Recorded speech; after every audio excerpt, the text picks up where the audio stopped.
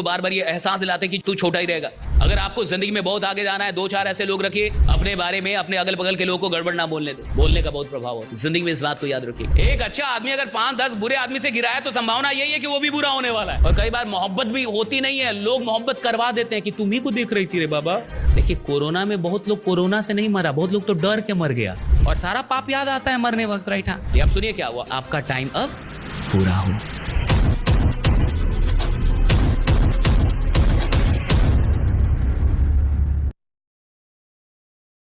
एक प्रोफेसर साहब थे, एक बड़ी अच्छी कहानी। एक प्रोफेसर साहब और एक फिलोसोफर, दो लोग थे। तो एक प्रोफेसर साहब और एक फिलोसोफर, दार्शनिक, और एक प्रोफेसर जो कॉलेज में पढ़ाते हैं, दोनों बड़े अच्छे दोस्त। तो दोनों में विवाद हो गया कि कहने का असर होता है कि नहीं। तो प्रोफेसर साहब ने कहा कि कहने का कोई असर नहीं होता, सब बेकार की बातें हैं। लोग कहने आप क्या मान रहे हैं उससे होता है जी। हाँ, और जो रहीम उत्तम प्रकृति का करित कुमित कुसंग, और चंदन विष व्यापत नहीं लपटत रहत। चंदन में थोड़े विष आता है, भले उसमें सांप, लेकिन वो तो रहीम कहते हैं कि भाई अच्छा आदमी कहीं भी रहेगा अच्छा ही रहेगा, लेकिन वो रहीम के ऊपर तक जाए तब तो, उस स्तर का हो तब तो। आप थोड़े रहीम के स्तर में। एक अच्छा आदमी अगर 5-10 बुरे आदमी से गिरा है तो संभावना यही है कि वो भी बुरा होने वाला है। इतना कंट्रोल नहीं है उसका कि वो संगति में बुरा ना हो। और कोई भी नशा वो नशा नहीं होता, संगति का नशा होता है। आप संगति छोड़ दीजिए, शराब छूट जाएगी।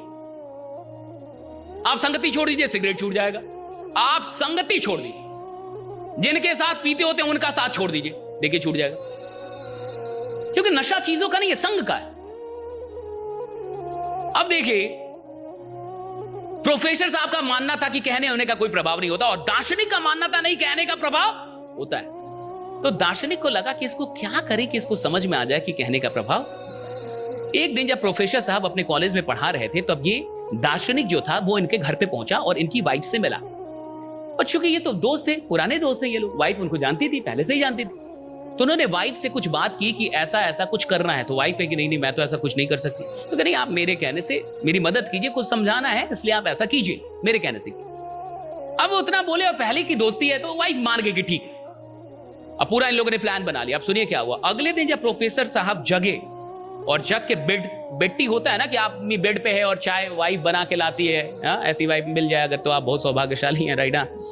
तो वरना आजकल तो पुरुष ही बना रहे हैं। तो अभी क्या हुआ, ये वाइफ लेके आई, चाय लेके आई, जैसे रोज लेके आती थी उस दिन भी लेके आई। और प्रोफेसर साहब जगे, तो जगते ही उनकी वाइफ ने कहा कि आपका आंख थोड़ा लाल लाल दिख रहा है, तबीयत ठीक है ना आपका। तो ये प्रोफेसर साहब उठे, थोड़ा आईने के सामने गए और देखे अपना आंख।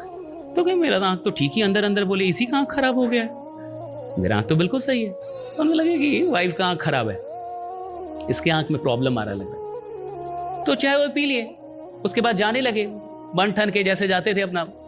तो जैसे ही निकले तो बाहर में बगीचा था उनका। तो एक गार्डनर था बगीचे को जो देख रेख करता है, तो उसको राम सलाम करते थे रोज। तो जैसे ही राम सलाम किए तो उसने भी राम सलाम किया, कहा कि प्रोफेसर साहब आपकी तबीयत ठीक है ना, आंख थोड़ा लाल लाल आपका दिख रहा है। तब इनको याद आया कि वाइफ भी बोली थी, ये भी बोल रहा है। फिर भी ये थोड़ा सा ऐसे वैसे करके अपना चल दिया कि ठीक तो है, ऐसा तो कुछ नहीं है भाई। फिर वो रोज एक जगह पे चाय पीते थे, चाय की दुकान थी, वहां चाय पीते थे। अच्छा, चाय वाले से भी सेटिंग थी इसकी, जो फिलोसोफर था, जो दार्शनिक।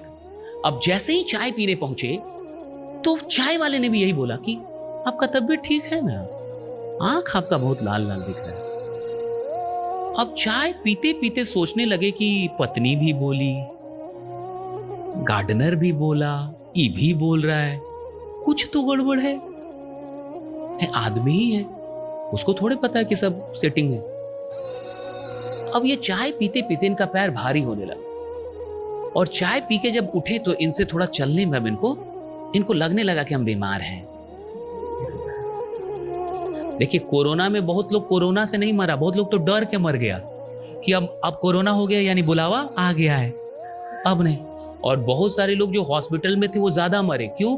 उधर कोई मर गया, उधर कोई मर गया, तो सोच रहा हम क्या है, हम भी मरेंगे, हम भी तो इतना पुण्य नहीं किए हैं भाई। और सारा पाप याद आता है मरने वक्त, राइट। तो देख रहा है कि हर मिनट में लोग मर रहे हैं, रोहा रोहट हो रहा है। और वही जो घर में रहा वो थोड़ा बच भी गया, लेकिन जो हॉस्पिटल गया वो ज्यादा मरा। क्यों मरा? फियर से मरते हैं लोग, डर से, खौफ से। क्या कोरोना के बाद आदमी को बुखार नहीं हुआ? बट ये माथे से निकल गया कि बुखार मतलब मौत, और उधर 2 साल में माथे में घुस गया था कि बुखार मतलब बुलावा।